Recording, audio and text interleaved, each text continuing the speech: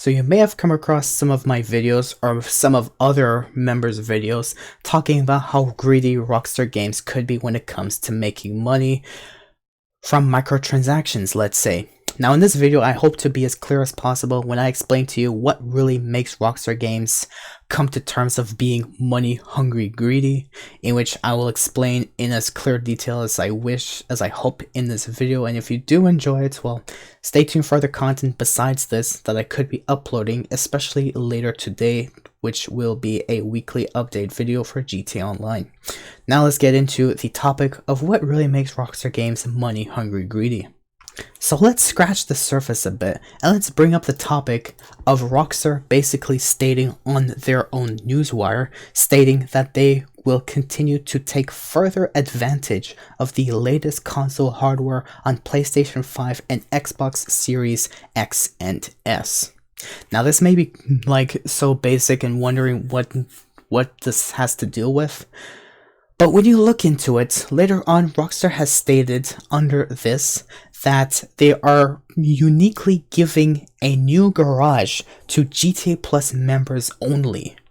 A new garage that can hold up to 100 vehicles. In which they've even stated that GTA Plus members who continue to pay a GTA Plus monthly subscription of $6 a month, which I personally say is not worth it because you're not dedicating it to good cause and you're just dedicating it to your lifeless self, and that just makes you completely greedy yourself. Like, why would you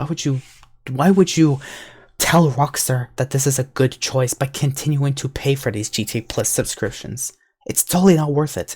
But still, what makes it so like money hungry greedy in Rockstar's eyes is back when, you know, there was some other people that I've been watching who have been saying that GTA Plus was just a subscription that gave you content sooner than others and content that would pay you a little more than other players in any GTA platform. But now they've made a thing lately, or like recently, for the Chop Shop DLC, where they have said that GTA Plus members now have a unique garage that no one else could be able to use. So if you're just a standard GTA Online player on PlayStation 5, Xbox Series X and S, this doesn't affect you. But if you buy GTA Plus, and you continue to renew it every month, you have a unique garage that can store 100 vehicles, and which if you decide to stop paying for GTA Plus, sure, you will be able to use these vehicles that are housed in the garage, but you will not be able to add any more vehicles, and you will be able to remove these vehicles and put them into another garage, but you will never be able to bring them back into the garage. Now, what makes this a money-hungry, greedy action on Rockstar's end is the fact that they're trying to push this GTA Plus subscription. They're trying to push it for new-gen console players. Not only that, they're also trying to push extra content for new-gen players to ensure that they get more than anyone else. Now, thinking about it, these, let's say, standard players on PC or Xbox One, PS4, they have, let's say, 80% content, or 100%, let's just give it like that. But now PS5 and Xbox Series X and S players have now 140% content, but players who subscribe to GTA Plus now have 150% content. It's completely imbalanced, but it's a way to make sure that players who not only buy a new copy of GTA Online on new-gen consoles, which is already making money for them, but those who will also buy GTA Plus on these new consoles or these new platforms, which is even more money Rockstar will make, will give you unique rewards that no one else will be able to have ever on any other platform. And that is already a sign that screams Rockstar is trying to push GTA Plus into making as much money as they could possible off of this unique microtransaction from new-gen consoles.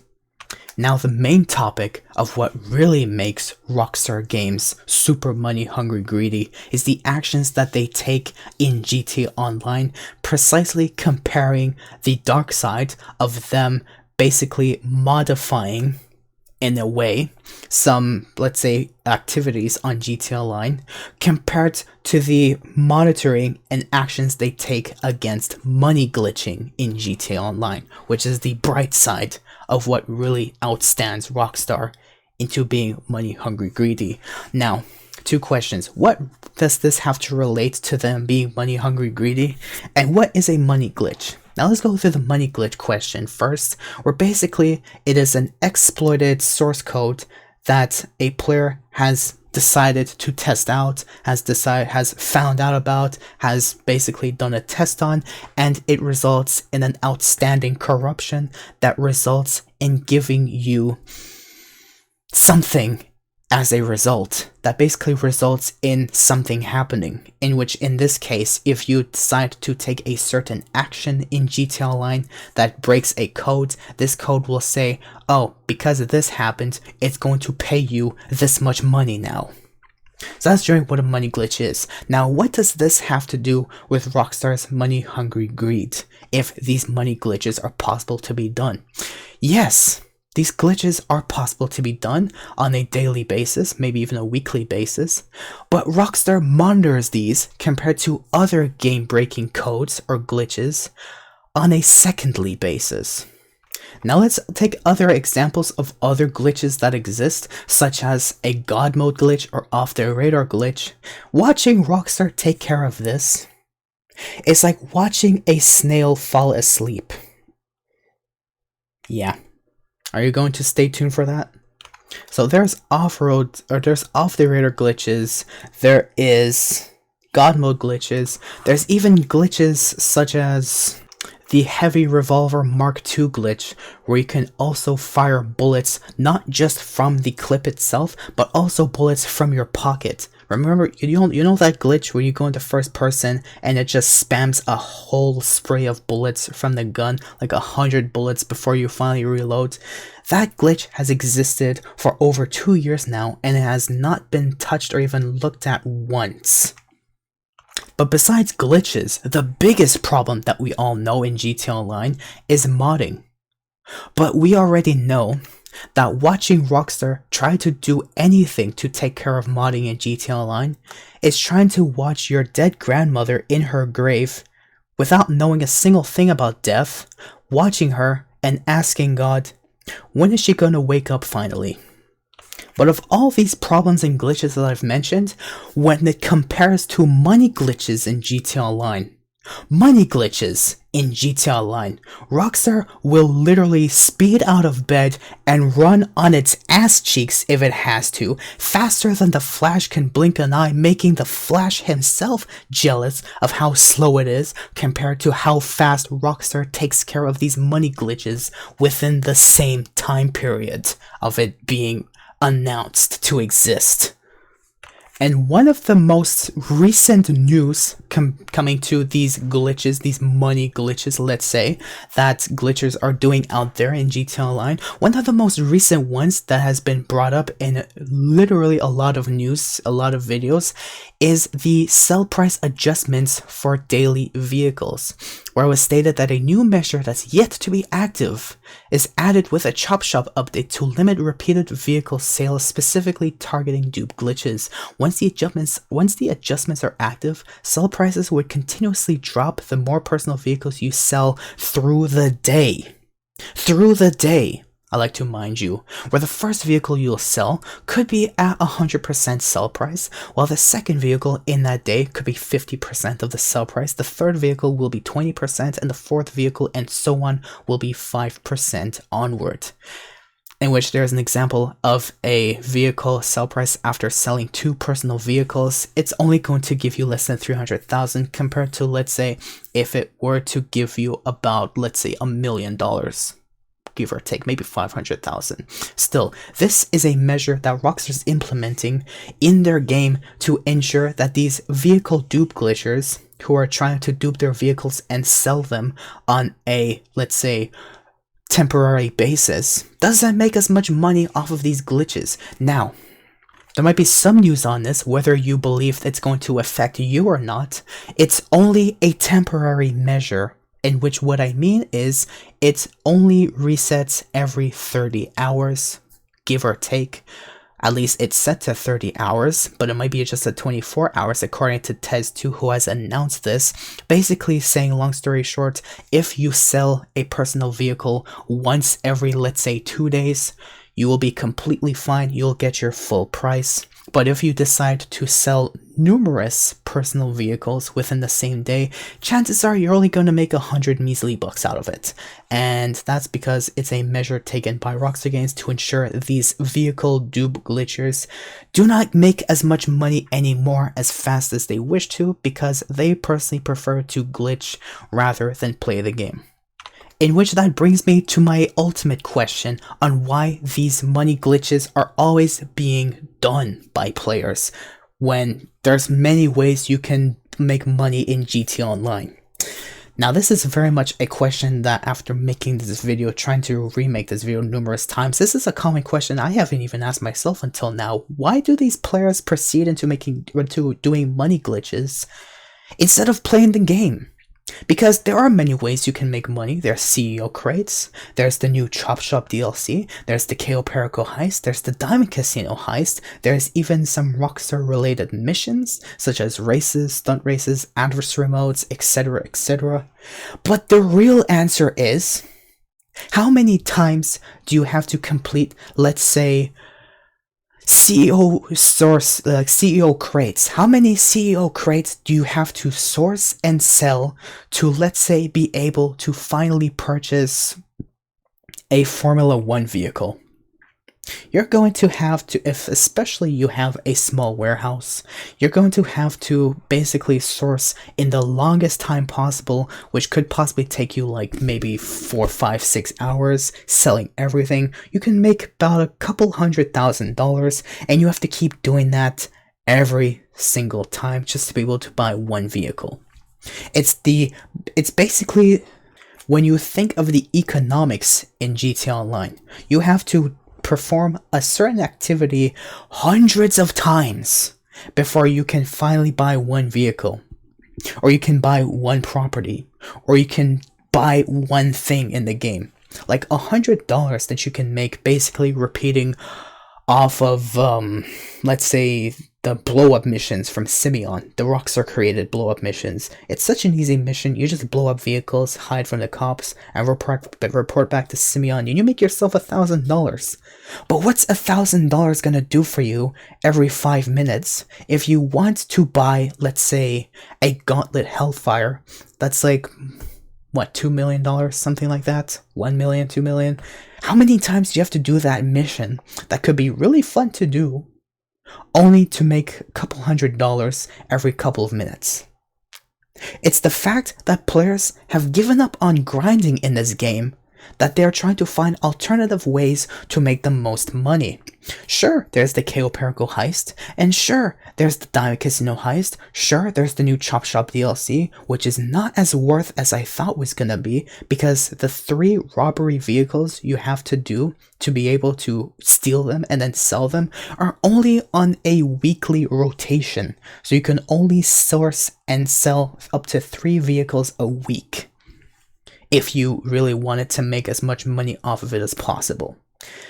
In which why these players are saying, especially when I've been playing GTA Online lately, these players are saying, I don't want to spend too much time on playing GTA Online, I want money now.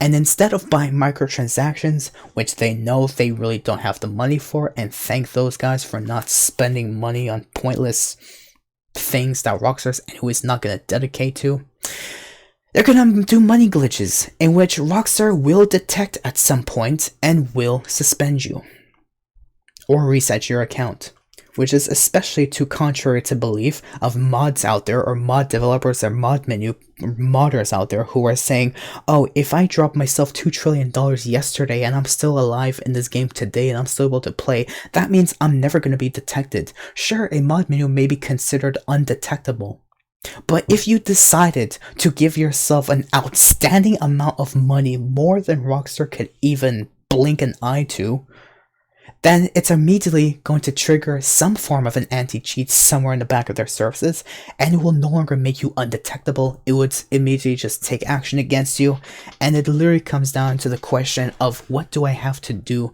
to no longer be undetectable. And it's very simple to get yourself detected, even with a menu that's undetectable.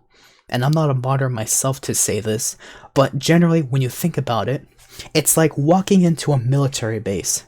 When you first walk in, sure, you can walk in when all the guards are asleep. You'll be able to walk in. It's like, think about it as Cayo Perico's situation. You break into the island without any welcome. Sure, if you're able to break into the island and you're not detected yet, that doesn't mean that you're able to freely do whatever you please out of your own free will. The moment a guard comes by and spots you, or spots a dead body or something, then the alarm's going to be set off, and that's when you become detected. That's basically the same ideal with mod menus that are quote-unquote undetectable. It's like if you go in silent and sneaky, compared to going in guns blazing. Just the way you want to think about it. If you want to believe your own way because you want to continue to believe that mod menus are like the easiest way, like the most safest way to make money, be my guest, but I've warned you. I'm not going to warn you again. Now, in other news that I have referring to Rockstar's, let's say, money-hungry greed, when you come to think about it, when you, let's say, look in GTA 6 as an example, they've only announced GTA 6 for PlayStation 5 and Xbox Series X and S in 2025, but there's no mention of a PC release date. In which you're looking at this, you may wonder, what the heck does this have to do now with how money-hungry, greedy Rockstar can be? When you come to think about it though, when Rockstar is releasing GTA 6 for new-gen consoles, remember when I said back then, as I quote, Rockstar wishes to take advantage of these, let's say, hardwares that the PS5 and Xbox Series X and S provide? Basically, what I'm trying to think about is, in contrary, if you're looking at this like, how could this make Rockstar money if they're only gonna make GTA 6 on PS5 and Xbox Series X and S? Well, that's the point.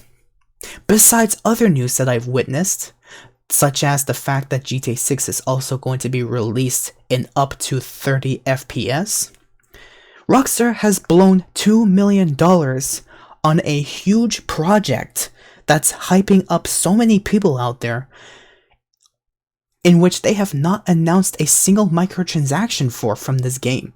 Basically saying, GTA 6, you're going to buy a new-gen console, you're going to buy GTA 6, and you're going to play the game. Where's the microtransactions off of GTA 6? Rockstar hasn't come up with an idea of what microtransactions could exist off GTA 6, assuming they make a microtransaction off GTA 6. And so I personally like to think that Rockstar just doesn't have high hopes for GTA 6's success. That at some point in time, it's going to sell as much copies as it's going to sell to the limited amount of players out there in the world, for, let's say, PS5 and Xbox Series X and S. But then that's it. There's no more revenue coming from GTA 6. And that's what personally worries me, is the fact that they're giving up on GTA 6 before it has even released, without any microtransactions on top of that. Which basically just says they've blown so much money on it, but in reality, they're trying to shove more money out of GTA Online. And it worries me that they're just going to release GTA 6 the way it is, potentially becoming a Cyberpunk 2077 for the first time that game released. But compared to Rockstar, those developers actually cared about the community and decided to update it, patch it, make it the way the community wanted, which was fun on its own, and that's why the game ended up becoming Game of the Year from what I've heard. But still, compared to Rockstar, Rockstar doesn't care about the players. If Rockstar cared so much, actually, they would take care of the modding situation. But like I said, watching Rockstar take care of modding is like watching my dead grandmother in her grave, not knowing a single thing about death, wondering when is she gonna wake up. Compared to GTA 6 and any other thing, they're just looking at it like, it's not gonna be the most profit, but GTA Online, We have made 10 years. This game has been out for 10 years. We've been making microtransactions off this game for 10 years. We will continue to make money off of this game. We will continue to make this game successful compared to anything else. And that worries me the most, honestly. Besides the fact that Rockstar is hungry for money. They're not. I hope GTA 6 comes out to be successful. But that worries me the most about GTA 6's future. Now, a final note I'd like to bring up is in GTA Online's activities, like I've mentioned before, is like, why would players participate in money glitches than actual activities? Now, if you look at a chart that I've just briefly drawn, which is extremely accurate, I hate to say, to the money that you can make compared to the fun that you have making this money, Rockstar doesn't care about fun in their game. What they care more about is how much money they will make off microtransactions when a player finally decides, screw grinding, I'm going to buy shark cards, or I'm going to buy GTA Plus subscription, or I'm going to buy a new gen console to make money off of that on a monthly basis. Now, when you look on the top left of the chart, sure, you may think to yourself, what the heck can make so much money, but it's not as fun. Contrary to belief, I hate to include this, but I have to include the Cayo heist as a major flaw later on in a coming updates as GTA Online progressed, and even Diamond Casino heist, where first of all, I had to go through the Diamond Casino heist. Remember when that heist first released, everyone was so hyped about it that everyone would buy an arcade just to participate in that heist because it literally paid you millions of dollars every time you did it. It was probably the best heist that Rockstar has ever done in GTA Online history compared to anything else. Even a Doomsday heist wasn't as hyped because, sure, it took you lots of work to get the setups. But then, in the end, the missions are like nearly hard, pretty impossible. There's so many enemies, and it just doesn't become fun anymore. So in this chart, where the fun is completely drenched from existence is what pays you the most. But now going back to Diamond Casino heist, where first of all, when it first released, sure, contrary to this chart, it must have been the most fun heist, the most exciting heist, the heist that literally made you millions, and you could keep doing it endlessly for days at a time. But that was until they started implementing these new bugs and glitches to ensure that you lose enough profit from the heist as much as you lose interest from this heist, as far as going to losing money from this heist, just completely giving up on it. It used to be a fun heist to do until Rockstar started implementing new bugs, glitches, etc, etc, etc in this heist to ensure you lose money and lose patience and give up on it, hopefully. Despite the fact that many players still want to play to this very day, more or less. It's not as active as it used to be, from how I see it. Many players are especially going to the Cayo heist, which was the new best heist that, contrary to the belief of the response that I'm making in this video in general, it was literally the best heist out there that made you yourself. You can literally grind this heist by yourself, especially, which made this heist thousands times better than the Diamond Casino heist, which, yeah, contrary to this chart, was literally the heist of heists in GTA Online. You can do this every half an hour if you wanted to, and it was great. But mind you, that was back then when you were able to do it even every 20 minutes if you actually tried. Now, you have to wait by yourself. You have to wait about 3 in-game days, assuming you've completed the heist by yourself, or you have to wait like 40 or 24 hours, something like that. You have to wait a long time before you can do the heist again. Way too long. You can't just do it straight up one after the other, like non-stop every like 20-30 minutes. Not anymore.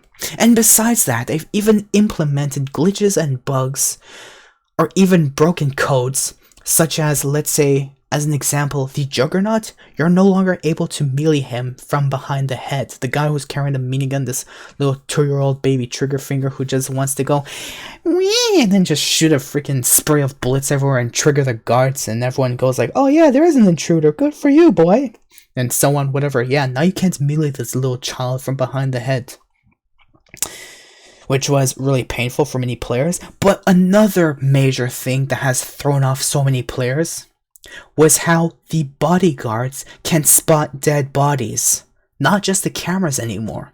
So if you decide to take your usual path and you snipe down a guard here or there, at some point if another guard comes across the path of that guard, you're going to trigger the alarm without even knowing how it triggered, and that's because a dead body was spotted, and it could happen any time in the heist. And that makes the heist very painful, much more painful to participate in than what it used to be. And besides that, there was even a bug that was accidentally introduced, probably done on purpose for Rockstar's sake, because they really love bugs in their game, introduced during the San Andreas Bugs DLC, or how I like to call it, but generally it is the San Andreas Mercenaries DLC, because of how many bugs has been introduced to the game, besides the fact that Rockstar was only most paying attention to how they removed 180 plus vehicles from in-game websites, focusing on how to try to make the most money out of this removed content, putting them behind paywalls, ensuring that it costs a little more in these dealerships, which, mind you, I'd like to bring up in a later video. Dealership vehicles are slightly more expensive or have a different price tag than vehicles off of the website, in which it might be unbelievable, but that just shows that Rockstar's trying to leech out a bit more dollars out of your in-game currency. But anyways, Rockstar was trying to focus more on these things, trying to make more money off of removed content, than focusing on anything that could have broken the game on the weekly updates when they released it on a weekly basis, which ended up making a bug in the KO Perico heist, when if you would start off the heist, no matter what approach you decide to do, you would always end up with the aggressor loadout, the one with the automatic shotgun. And if you decided to fail, or you had a teammate, especially if you'd done this heist on hard mode, which you have no lives, and you didn't care for the $100,000 elite bonus challenge, you're just doing it for the fun of it, and some noob decides to jump off the compound ledge, let's say, and die. Now let's say you decide to quick restart, and you quick restart it, all your weapons are gone. And I've even made a video by myself doing this heist, not completing it to the very end, not leaving the island, but I've completed the heist without any weapons to start with, and I completed the heist undetected. Anyways, besides that though, these were things that Rockstar purposely added into this heist to make it not as fun anymore, but to make it a workout like you wanted to run from Los Angeles all the way to New York across the US within 10 minutes. Good luck. They made it hard. Now, all these events that I've mentioned, these new heists, this new stuff, whatever, the auto shop contracts, sure. It may be like incredibly fun at first to do, especially that it gave you like hundreds of thousands of dollars every like 30 minutes if you want it. But at some point, all you do is just drive, and that's it. It's not really the most fun thing. You only have like 7 contracts to do. It's not like Rockstar added any more new unique contracts or whatnot. It gets boring after a while to do the same thing over again. Like including the, let's say, the CEO crates. It gets boring after a while to do them. You don't want to do them all the time. But the most fun thing to do in typical GTA stance, I definitely can agree with anyone who would definitely agree with me. The most fun thing to do in GTA is to be in an armored vehicle shooting down cops. And that pays literally the least amount of anything. Every like couple of minutes it pays you 50 RP. It doesn't even pay you any money. If you even want to run over pedestrians and pick up their snacks and cash, how much does it pay? $37 every person? Imagine the comparison between fun and money you make. Rockstar doesn't care about fun. They just want to ensure that they have something that you guys could do so that you don't complain that there's nothing to do.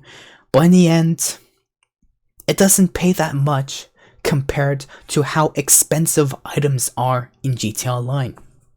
Now, will Rockstar change out of their motive? I doubt it. In fact, like I've already mentioned, I already worry for the future of GTA 6. Until they bring up a microtransaction, which then I'm going to always go like, oh, there you go. They finally brought a microtransaction to GTA 6. That's only then. For now, I worry about the future of GTA 6, and I worry about the future of Rockstar, because they care more about their money than the players. And I'd like to mind you again, Rockstar does care more about your money than you. If they really cared so much about you, they'd take care of the modding situation. Starting off with the fact that they're going to host their own Rockstar dedicated sessions for public sessions with monitor 24/7 staff. Are they going to do that? No, they're not. All they're going to continue monitoring is how much money they're making. And the moment they realize something's off, the moment they realize that they're not making as much microtransactions anymore, they're going to start looking at accounts and players and wondering who has the most amount of money, why do they have that much money, what have they done to get this much money? And if it comes down to the answer of they didn't do anything and they just started yesterday, then that's the only time they're going to take action. But that's only when they realize they're not making as much microtransactions as they wish to anymore. And that's the painful part about Rockstar. And I don't blame the players who are wasting their time hours upon hours of grinding just to get one thing. Rockstar intended it that way, to literally waste your life on this game. Just to get one thing, if you wanted to. If you just wanted, let's say, a CEO office or an agency. But the fact you have to spend dedicated hours of your time without even any fun behind it. That's literally the painful part of Rockstar's money-hungry greed, is the fact that they care more about how much microtransactions you pay them over how much fun you have over the game. And I end my case right there. If you enjoyed my rant to this point, somehow, thank you for watching. But later on, as I've said, later on, since it's already Thursday, later on I'm going to give you the weekly update video in Thursday evening, as well as any GTA news that has come up during the past week off of Twitter and Rockstar Newswire. And on that note, thank you for watching, and I'll see you all on the next one. And I hope Rockstar changes their methods soon, because it's getting to the point of them only caring about our money than us. And that's the sad part about it.